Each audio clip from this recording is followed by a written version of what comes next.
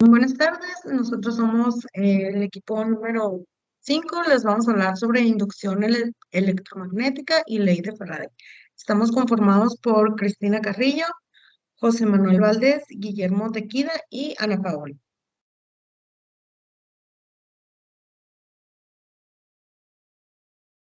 Ley de Faraday. La ley de Faraday la creó, como se dice, por el nombre, el señor Faraday, que nació en Newton en septiembre del 71. Fue un físico y químico británico que estudió electromagnetismo durante su vida y en esos estudios descubrió la inducción electromagnética. De la ley de inducción electromagnética podemos decir que establece la relación entre la tensión inducida en un circuito que es directamente proporcional a la rapidez con el que cambia dependiendo el flujo magnético dependiendo del tiempo. Este incrementa o disminuye dependiendo de la rapidez con la que introduces, en este caso, por ejemplo, un imán, como se ve en la imagen, dentro de los aros del metal. Esta ley Faraday la descubrió después de los experimentos de Ørsted, que empezó en 1820, donde ponía en manifiesto que las corrientes eléctricas producen un campo magnético. Del mismo modo que causan los imanes, por ejemplo, el imán que se encuentra en la imagen es el que está con el polo norte, el polo sur es el rectángulo mitad rojo y mitad azul en la imagen. Sin embargo, durante 12 años de experimentos, los resultados eran negativos, dado que la simple presencia del campo magnético que hacía el imán no producía corriente alguna con la bobina, que son los aritos que están ahí. No producía corriente, o sea, estando uno por separado del otro, no hacía ningún efecto, por eso los resultados eran negativos. Esos eran los resultados que obtenía Ørsted durante sus 12 años. En 1831, el señor Faraday realizó una mejora a estos experimentos que él hacía, dando por resultado el descubrimiento que probaba que efectivamente un campo magnético puede producir una corriente eléctrica, pero siempre que algo estuviera variando en el tiempo. Ese algo sería el imán. Como lo mencionaba anteriormente, el imán y en sí la bobina por ellos dos solos separados no tenían ningún efecto, pero durante todos sus experimentos Faraday logró descubrir que al introducir el imán, como se ve en la imagen, que tiene el campo magnético, son las líneas blancas que van de norte a sur de los polos del imán, al introducirlo dentro de la bobina y con una velocidad que es el diferencial de tiempo, en este caso, el flujo sería el del campo y el diferencial de tiempo es la rapidez o la velocidad con la que introduce el imán dentro de la bobina. El efecto o el descubrimiento que hizo fue que podría hacer prender la bombilla. Si se fijan en la imagen anterior, ¿la puedes regresar, por favor, compañero? En esta imagen está simplemente la bobina y pues los dos, ¿no? El campo magnético y la bobina, disculpe, el imán y la bobina por separados y la bombilla no tiene ningún efecto. Y en la siguiente diapositiva, que ya fue el descubrimiento, ese fue el que logró ser la reacción, que sería que encendiera la bobina. Y ese fue el avance y lo que logró mejorar el descubrimiento de Faraday. Siguiente, por favor. La fórmula o la descripción matemática de este sería E igual a D por el flujo sobre T sobre T, en donde la fuerza electromagnética la representa, electromotriz la representa la E y es la tensión y es el flujo magnético entre la variación temporal. Esa es la fórmula o el resultado al que se llegó de los experimentos de Faraday. Siguiente, por favor. Y con esto nos lleva a la ley de Lenz, que Lenz es una consecuencia del principio de conservación de la energía. Es muy parecida y incluso en algunos materiales o en algunos casos se pone como junta la ley Faraday-Lenz, porque es muy parecida. Esta viene del principio de conservación de la energía y aplica a la inducción electromagnética. Esta fórmula se dio por Heinrich Lenz en 1833. Y lo que cambia es que mientras la ley de Faraday nos dice la magnitud o la cantidad de la fuerza electromagnética producida, la ley de Lenz nos dice en qué dirección fluye la corriente. Como lo mencionaba el imán, pues tiene el norte y el sur, este nos dice en qué dirección va y establece que siempre es tal que se opone al cambio del flujo que la produce. Por ejemplo, el cambio del flujo sería el imán y está siempre en la de Lenz, establece que va en dirección a que se opone al cambio del flujo. Eso significa que cada campo magnético generado por una corriente inducida va en sentido opuesta al cambio en el campo original. Y en las fórmulas o en las prácticas comúnmente, en la inducción magnética en espiras, que es como la bobina, lo que normalmente se ve, se denomina con la misma fórmula de Faraday, pero lo que cambia es el signo negativo, que es lo que hace, que es lo que decía de la ley, ¿no? Que es el cambio, el negativo es lo que produce que sea al otro lado, el sentido contrario. Y la N nos indica el número de vueltas de la bobina, que es el número de vueltas, en donde ya como les explicaba, el siguiente, por favor. La E es la inducida en volts. El flujo magnético se representa con el signo, puedes usar cualquiera de los dos, que sería el final menos inicial, o si te lo dan, pues el flujo magnético completo lo puedes poner. Y el tiempo es la variación, ¿no? La variación del tiempo en lo que se produce. Es lo que les explicaba del signo negativo, se debe a la oposición existente y la variación del flujo que produce la ley de Lenz.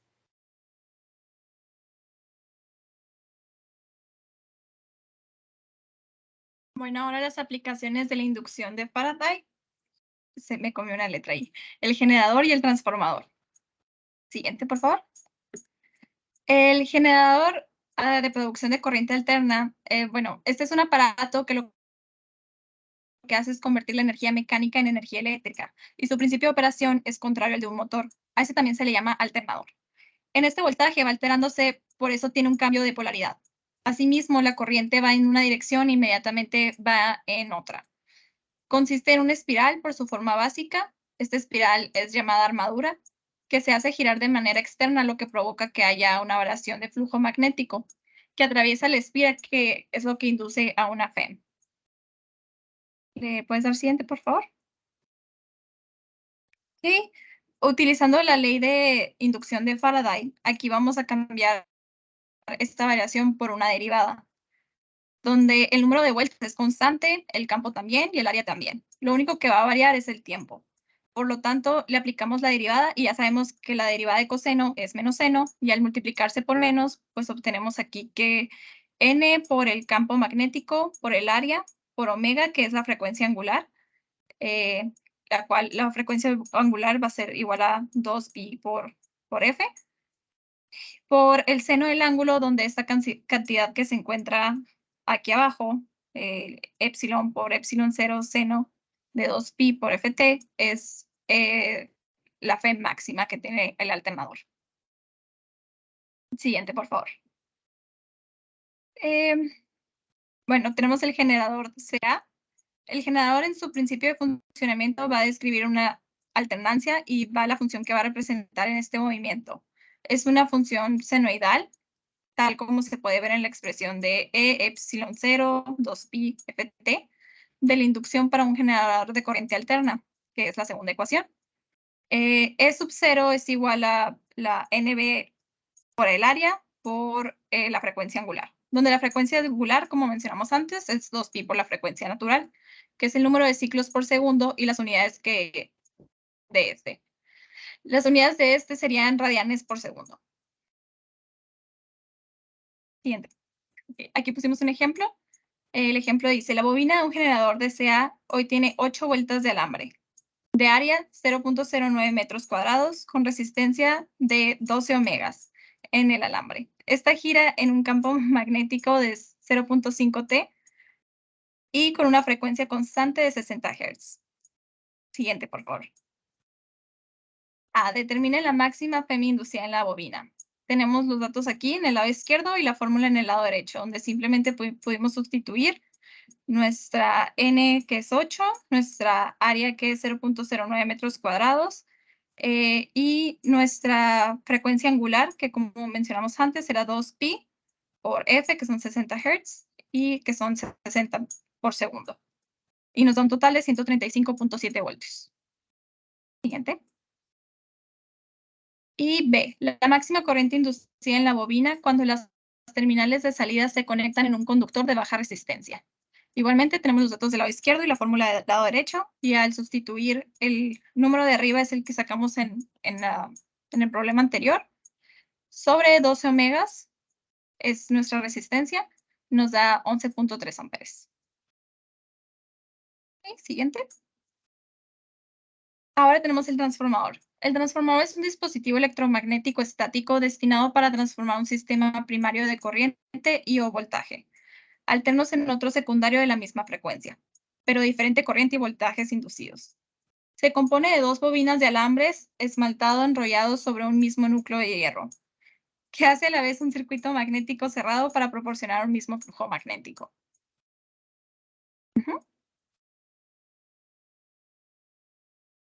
Cuando se aplica un voltaje SA a la bobina primaria, la corriente se produce un flujo magnético alterno que se concentra en el núcleo del hierro, sin que haya fugas significativas, tal que la bobina secundaria induciendo ahí otro voltaje P y corriente de ambos alternos. Tenemos aquí que, bueno, el voltaje inducido secundario es el menos del número de vueltas del primario por la variación del segundo con respecto al tiempo del mismo para el primario. Relacionamos las dos expresiones y obtenemos esta fórmula, la tercera. Ahora, como la potencia es igual al voltaje siguiente. Como la potencia es igual al voltaje y por voltaje por una corriente y un transformador ideal, pues tiene la misma potencia de entrada que de salida. Se cumple esta expresión al momento que hacemos la sustitución en esta expresión. Vamos a ver que esta es la fórmula general para los transformadores.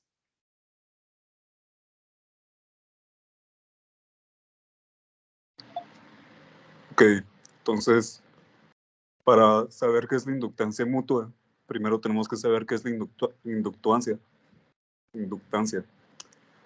Y la inductancia es la propiedad que un dispositivo nos indica para la eficacia con la que induce una fuerza electromotriz en otro dispositivo. O sea, básicamente, es una cantidad física que expresa la eficacia de este determinado dispositivo.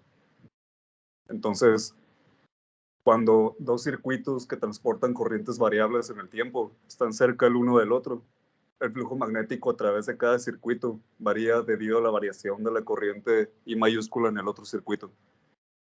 Y esto, en consecuencia, induce una fuerza electromotriz en cada circuito por la corriente cambiante que hay en el otro.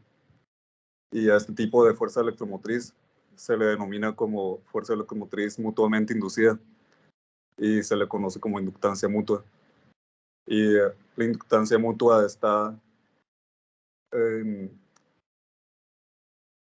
se mide en henrios, que se denotan con la letra H mayúscula. Y siguiente dispositivo, por favor. Entonces, para saber la inductancia mutua que hay una entre dos bobinas, por ejemplo, se necesitan las ecuaciones que están en la esquina superior derecha y comienza con la inductancia mutua que hay de la bobina 2 con respecto a la 1. Y es la división que hay entre el número de espiras o giros que tiene la bobina por el flujo de energía que hay a través de una sola vuelta de una sola espira de esa bobina. Y eso se divide entre la corriente eléctrica que está en la bobina 1. Y del mismo modo, la inductancia mutua de la bobina 1 con respecto a la 2 es el número de espiras en la bobina 1 por el flujo de energía que hay a través de la bobina 1. Y esto dividido entre la corriente eléctrica de la bobina 2. Entonces, al igual que la capacitancia, la inductancia mutua es una magnitud geométrica. Y hoy se puede demostrar que la inductancia mutua que hay entre la bobina 2 con respecto a la 1 y la bobina 1 con respecto a la 2 son iguales. Entonces, tenemos que M mayúscula es igual a ambas ecuaciones de las bobinas. Y esto desarrolla una fuerza electromotriz de movimiento y que combinándolo con la ley de Faraday y la definición de inductancia mutua, tenemos la ecuación de la esquina inferior izquierda, en la que la fuerza electromotriz en la bobina 2 va a ser el producto de menos M mayúscula por el diferencial de la corriente eléctrica de la bobina 1 con respecto al tiempo. Y aquí podemos notar que la inductancia mutua no es independiente del tiempo porque es una medida geométrica y no tiene y no depende del tiempo. Entonces, de igual manera, la fuerza electromotriz que hay en la bobina 1 es menos M mayúscula por el diferencial de la corriente eléctrica en la bobina 2 con respecto al tiempo. Y eso es todo.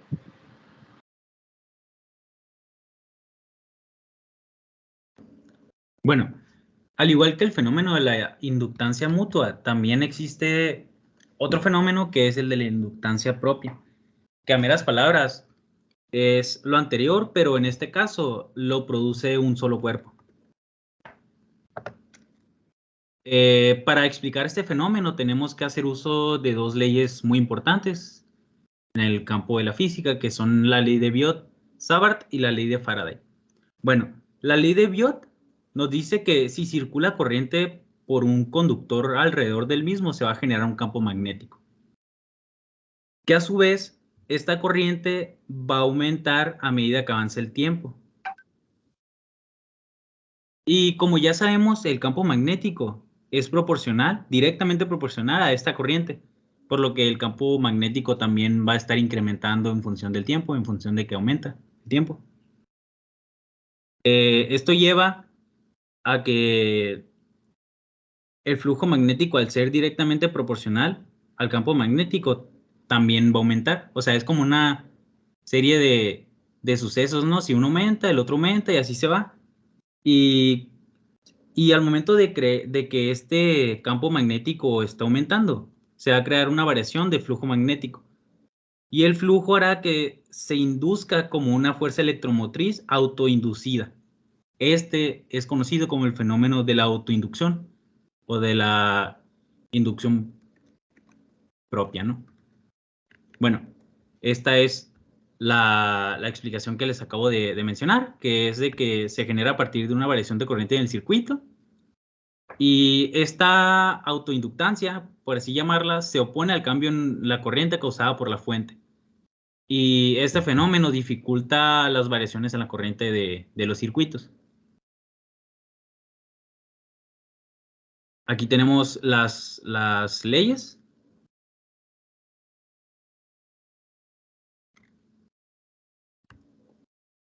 Y les traigo un ejemplo. Este ejemplo dice, una espira cuadrada del lado L igual a 18 centímetros tiene una resistencia de R igual a 2 ohms. y esta se coloca en una región donde hay un campo magnético que varía linealmente con el tiempo según la expresión B en función de T igual a 0.625 por T. Y nos pregunta cuál es la corriente inducida en la espira mientras el campo varía. Bueno, como ya les mencioné anteriormente, el campo va a estar variando en función del tiempo, ¿no? Y aquí nos dan una expresión para ver cómo varía a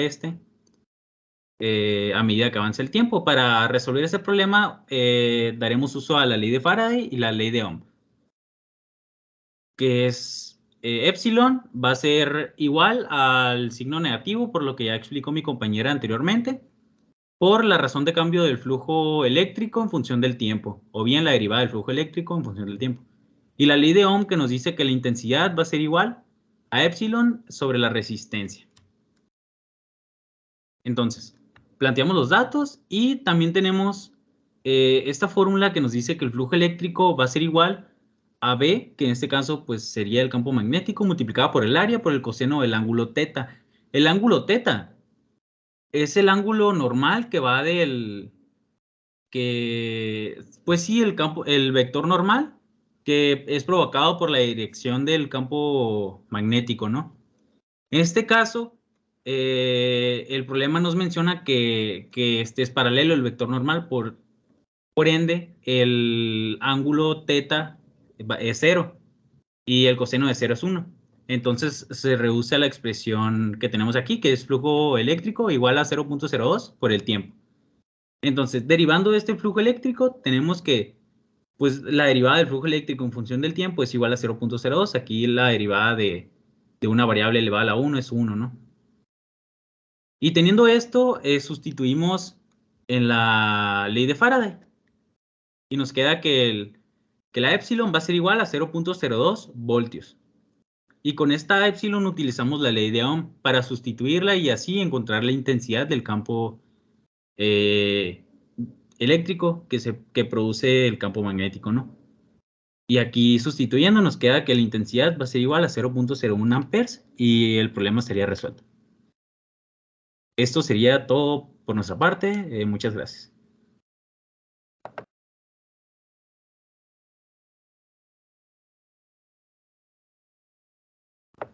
¿Puedes dejar de grabar, porfa?